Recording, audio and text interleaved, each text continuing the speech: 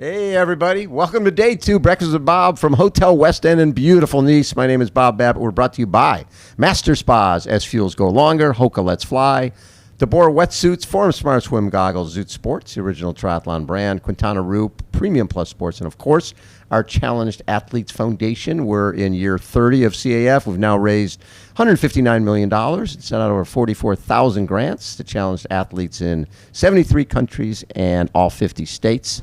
Our next guest, President and CEO of Ironman, Mr. Andrew Messick, takes time out of his amazingly busy schedule to come join us. How you doing, Andrew? Doing great. It's always a pleasure. Use this microphone thing, buddy. Okay. I'm doing great, and it's always a pleasure to see you and be a part of this tradition. You know, I think we have in common. We are both age group geeks. We just love this stuff, right? There's just something. Of course, you're in a position to do. That you have to do business in it. I just get to talk to nice people. I have a little different thing, but we both just love how great this sport is and how it changes lives. Yeah, and I think a lot of us have been in the sport for a really long time. Yes. And for me, it was a passion long before I worked for this company. Oh, I know. And so I feel that over the arc of my career, I started as an age grouper, and I've tried never to forget what age groupers want and what they feel like. Yes. and how much it matters to them that their race is the race they want. Yes. And we really tried to organize this company around being able to help our athletes all around the world have that race that they've been training for and dreaming about, and so that it feels very close to home. Right. Sort of that looking after the age groupers. Now, this year, for the first time ever, we've got the men racing here in Nice. The women next month will be racing in Kona. How has that? This is the first time that's ever happened. Where Kona was it. How has the reception been, and what are you seeing? I think we're going to have a great weekend. Okay. And it's a really interesting experiment for us, and to give both men and women their own dedicated day, both Right. pros and age groupers, where the full force of our sort of media and ecosystem is focused on them, is something that I think has the potential to be really compelling. I think it's also compelling while Ironman and Kona are pretty inexorably linked, being able to have a world championship at the Ironman distance in Europe offers an opportunity for a different kind of athlete potentially to win. Yeah. And it offers an opportunity for people who don't have the time and the resources from here to fly to literally the other side of the world. earth. Yeah. To be able to compete. And so I think part of what we're really interested in exploring is really understanding what is it going to be like for European athletes, and is there a type of European athlete that didn't have the ability or the resources to be able to get to Hawaii to be able to come and compete at the highest level here. What's fascinating when I look at, I think there's 8 full Ironmans in the U.S. now, and I think there's 20 some in Europe. So when you look at it from that perspective, it makes a hell of a lot of sense to have that rotation between Kona and Nice, just because you're giving people that opportunity from Europe who can't afford that. Well, and we have more athletes in Europe than we do in North America, and Right. that's changed in recent years. A ton. When I joined the company, 12 and a half years ago, it was the usual suspects, and it had been the usual suspects for a long time. It was Germany, the United States, Canada, Australia. And over the last decade, we've seen this incredible emergence of athletes from the UK, athletes from France, Yes. athletes from Italy, Spain, athletes from too. Spain. Yeah. And as those populations and pools of athletes have really grown, largely due to new races in Vitoria and Barcelona and Wales, we've added a lot of opportunities for people to race here, and it's created like a really powerful sort of Ironman ecosystem, sort of in sort of Western and now Eastern Europe, and it's just dramatically easier for those people to be able to come here and compete. Well, and it puts you in a position where they can come, in terms of the financial impact for a place like Nice, people are going to come here and train, right? Yep. They've got all summer to get ready for a September event. Yep. It makes a big difference. When you look at the accomplishments, because this is you've announced that you're stepping down, and I'm sure that's bittersweet because you see where the company's gone. You've got through the COVID years, the dark ages, and now things are heading back in a skyward manner. Was it hard to make that decision to step down, knowing what's on the horizon? I mean, bittersweet is a good way to describe it, because I'll never have a job that I love as much as this one. I think I'll never have a job where I have more personal passion and personal connection to the product. But at the same time, it's a very hard job, and the events business is not easy. Right. And when we've gone through 3 ownership groups in a global pandemic, and like we've gone through a lot in the last 10 or 12 years, and you need to have a lot of energy. And I turn 60 this month. You're a young turn 60 in a couple weeks. And I think it's appropriate to step aside before you have to. I think that's just better to before they kick you out the door. Well, look, we're in the sports business, right? Right. And in the sports business, there aren't that many people in sports who leave on their own schedule. Right, exactly. And I want to be part of that tiny minority. That is very cool. When you look back over this 12 and a half years, what are you proudest of? Well, I think we've done a bunch of things that I think have really helped transform Ironman and long distance triathlon.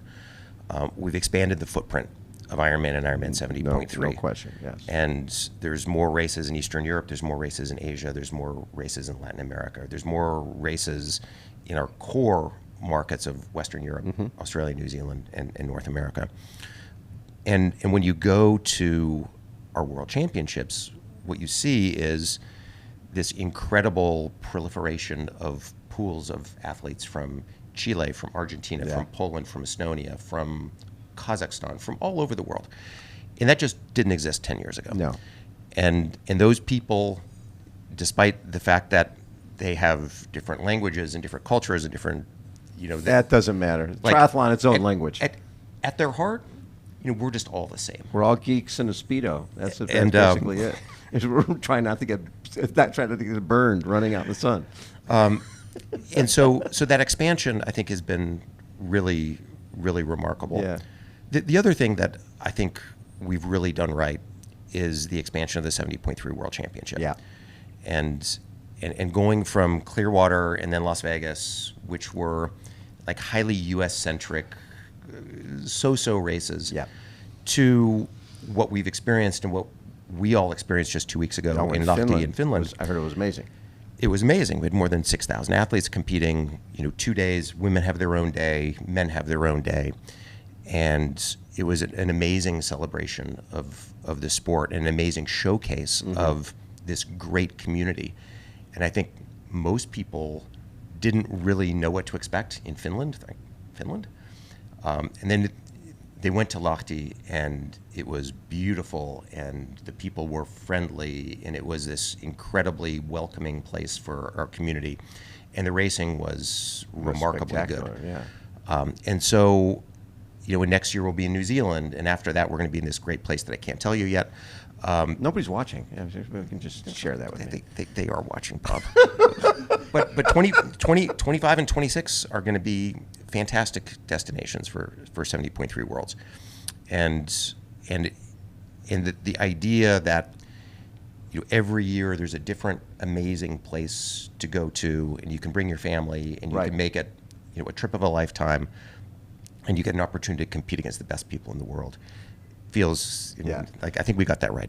What's fascinating to me is I look at moving the 70.3 every year, and I know from our years with rock and roll, the first year there's so many learnings, okay, which policemen to work with, all that stuff. And then the next year gets easier. You're basically doing the one and done, which means you have to figure out all the learnings, and then we might be back here in 10 years, who knows. But that has to be so hard on your team, because you're coming in for 1 year and then you're gone. Yeah, it's a complicated and challenging initiative, because we always take the race to a place where we have, a more conventional age group race. Right. And then we need to turn that into, a 2-day Festival. huge Yeah, festival yeah. where people, are coming from all over the world, and they have expectations about what a world championship is Yes. going to look like and feel like. And so the dynamic between Diana Birch's team, who oversees all of that, and our local groups on the ground, whether they are, the Finns, whether they are, our team in New Yeah. Zealand, whether it's the team in Chattanooga or Queensland or Port Elizabeth, South Africa, like that partnership is really needs to work really well. Yes. Because we rely on the language and the cultural and the operational skills of the locals. Yes. But at the same time, we're bringing in and we require a totally different standard. It's a world championship. It's a world It's championship. the Olympic Games for the age groupers. And so making that partnership work is, it's a remarkable accomplishment by Diana and her team. Well, if you think about it, you're coming into a place where they've probably put on a race where they feel Right. we have high expectations. A good race. Not just a race. You're selected because you've got a world-class event, and we're Right. coming in and saying, that's a great Can't part do of the that, can't do that, can't do that, can't do that, can't do that. This is the beginning of the conversation. What you've done is nice, but now we are going to the Ritz, right? We're taking it to another level. And Right. that's a toughie because people have ownership and they feel like, hey, it's just fine the way it is. And the art is to not let people lose that ownership. Right. But to understand that, in almost every respect, a world championship is just different. Yes. And so, when we did that here in 2019, when we Yeah. had 70.3 Yeah. world championships, we're doing it again. And the partnership between like Yves Cordier and the France team and Diana and our world championship team is, it worked really well in 2019, and so far it's working really well for 23 and 24.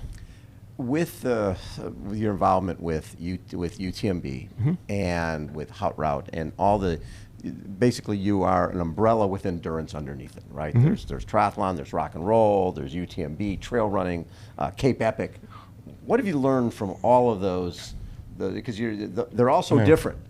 I mean, one thing is you go to the finish line, that emotion is the same. Coming across that finish line changes people's lives. But are there learnings from UTMB that have helped you with Ironman and things like crossover that way? Yeah, I think the most important thing is to understand what needs to be different and what doesn't need to be different. Okay. And developing that insight is really, really important. And for trail running, for example, the fundamental culture of trail running is really different from the fundamental culture of long distance triathlon. They're united by passionate groups of athletes, people who are embracing the challenge, who want to do something really hard and life-changing. But trail running isn't competitive. Right. It is at the Jim Walmsley, Courtney Dauwalter level, but at UTMB, you've got 46 and a half hours to do the race. More than half of the people take more than 40 hours, and are out for 2 full nights. Right. And the qualifying system, the culture isn't about going fast. If you at UTMB, someone says I did UTMB, you don't say like what was your time. No, that means like where'd you place in your age group. No. It's about the journey. It's about having a beautiful adventure in nature. It's about being with like-minded people, and then there's sort of it's a race too. Right. Whereas the way you get to this event is you perform within your age group. Yeah. And so knowing that trail culture is really different from Ironman culture is a really important insight because it guides decisions you make and decisions you don't make. Yes. Around how to build and develop sort of the culture of the community. It's funny because back in the day, we looked at ultra running was really a lot of people who sort of wanted to get off the grid. Right? Yep. I remember Dean Karnazes was top ultra runner, and he came and was creating media around ultra running. And the ultra runners were pissed. I always thought most of them were in witness protection. They didn't want anybody coming out to see them. but it is its own, like you said, it's its own culture, Yep. and it's an amazing culture because Yep. these folks, it's them against the course, them against themselves, and just get to the finish line is all that matters. Yeah, and so it's and we find that in most of the different sort of race verticals that we operate in, is the people have the crazy passion, because to do these super hard things, you need that crazy passion that we all have. Right. But it manifests itself really differently, and while there's things you can do about aid stations, safety, Sure.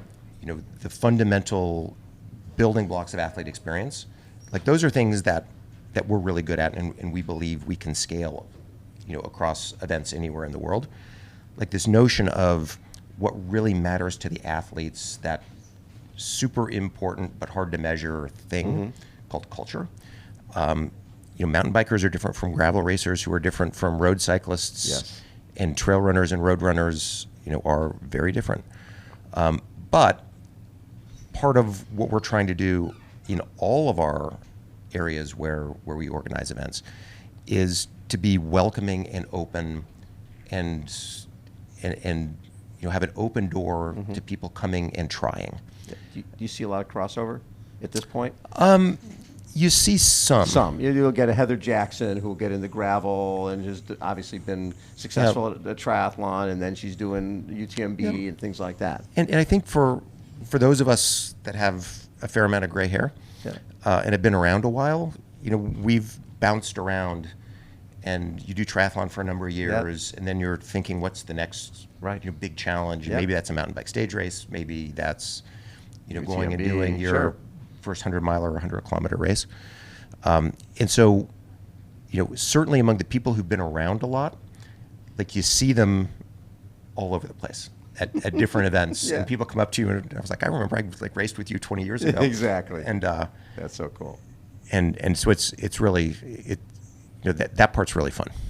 So has that finished? I always tell people, it doesn't matter how many races you've done. If you're a race director, the thing that you enjoy the most with everything that's on the plate is getting to that finish line and seeing people come across that line, because that's universal. That doesn't change. Seeing someone come across that first finish line, is that ever get old?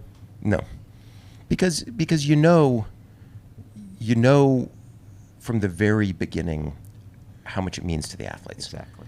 And if you have your eyes open and your antenna up, and you're in the community, again, whether it's trail running or road running or triathlon or cycling, how much people put into the preparation for the events, how vested they are in the outcome, how much it matters. And to be able to see them accomplish those goals There's nothing better. It's extraordinarily rewarding. Love it. Andrew, congratulations on a great career with Ironman. Thank you. You've got a couple more world championships to oversee. But and always thank you for being so gracious with your time, and also your amazing support of Challenge Athletes Foundation over the years. It's been a pleasure. Love it. Andrew Messick has been our guest again. Breakfast with Bob from beautiful Nice and Hotel West End. Hold on, we'll be right back.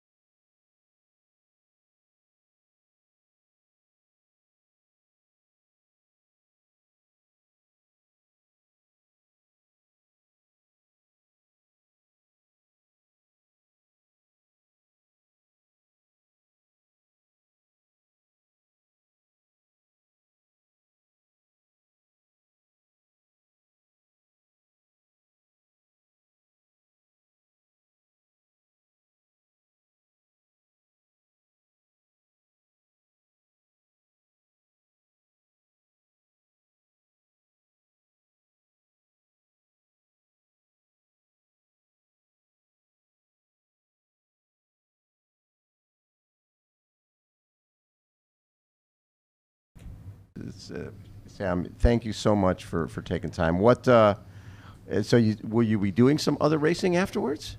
I'll be doing a little bit. I'll do Challenge Vieux-Beaucourt, which is in France on the Challenge Family Circuit. Yes. And then we'll probably play it by ear, depending on how I'm feeling. And but I'm no pressure after this race. Basically. No, right. You can relax. Yeah, you can look at. But then you'd have to start thinking about qualifying for going back to Kona. I bet you're excited to go back to Kona next year. Well, hopefully if I have a good race here, I won't You won't have to worry about it, right? But we'll see. I love it. Thank you so much, bud. No, Always thank you, a mate. pleasure. Great. Sam Laidlaw has been our guest, everybody. Again, day 2, Breakfast with Bob. Hold on. We will be right back.